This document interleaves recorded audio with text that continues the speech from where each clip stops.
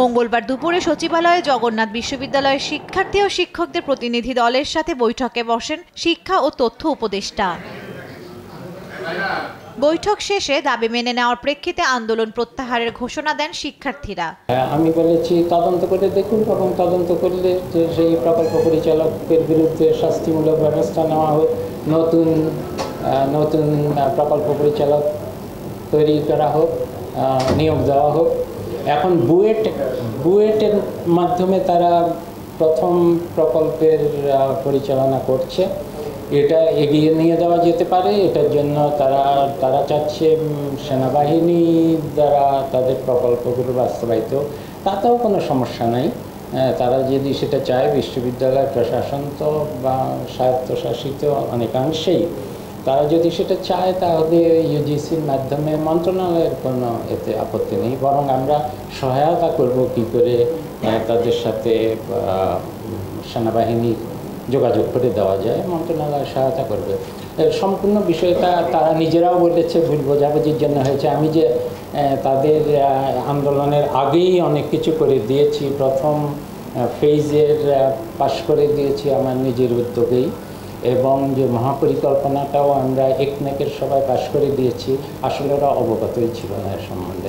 আর তাদের ছোটোখাটো যেসব দাবি সেগুলো তো বিশ্ববিদ্যালয় পর্যায়েই সমাধান করা যেতে পারে। যেমন তারা চাচ্ছে এতদিনে যত দুর্নীতি হয়েছে তার একটা হোয়াইট পেপার।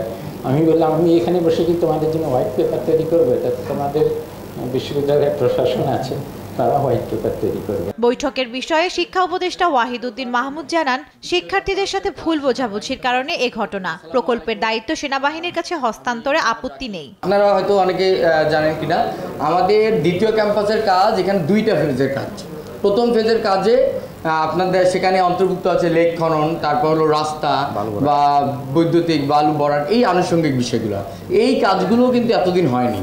তো আমরা দাবি করেছিলাম যে এই কাজের সাথে যারা দুর্নীতিগ্রস্ত আছে তাদেরকে কি করতে হবে, তাদের জবাব দিয়ে আওতায় আনতে হবে, এবং ওই বর্তমান যে পিডি আছে তাকে বরখাস্ত করে আমরা চাচ্ছি যে সাবেক আর্মি কর্মকর্তা যারা আছেন তারা এটা দায়িত্ব নেবেন।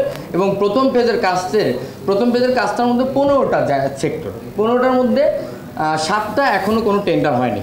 তো আমরা বলেছি যে এই 7টার কাজ যাতে আর্মিকে দেওয়া হয় এবং তারা এটার সাথে একাত্মতা প্রকাশ করে। আগের 8টার মধ্যে 5টা তো কমপ্লিট, আর 3টা হলো চলমান আছে। তো ওই চলমান কাজগুলো এই যে আমাদের নতুন পিডি আসবেন উনি এগুলা তত্ত্বাবধান করবেন। এর মাধ্যমে আপনারা আন্দোলন থেকে সরে আসলেন? হ্যাঁ, আমরা যেহেতু আমাদের দাবি দেওয়া পূরণ হয়েছে এবং আমাদের সাথে তারা একাত্মতা প্রকাশ করেছে, সুতরাং আমরা আমাদের আলটিমেটাম থেকে সরে আসছি। তা আমরা চাচ্ছি যে স্বচ্ছ এবং জিনিসটা সুন্দর হোক, এই জন্য আমরা সাধারণত সেটা কর্ম করতে চাচ্ছি। তদন্ত সাপেক্ষে প্রকল্প পরিচালকের বিরুদ্ধে ব্যবস্থা গ্রহণ করা হবে বলেও জানান শিক্ষা উপদেষ্টা। জান্নাতুল মোহনা, দেশ টিভি, ঢাকা। ধন্যবাদ।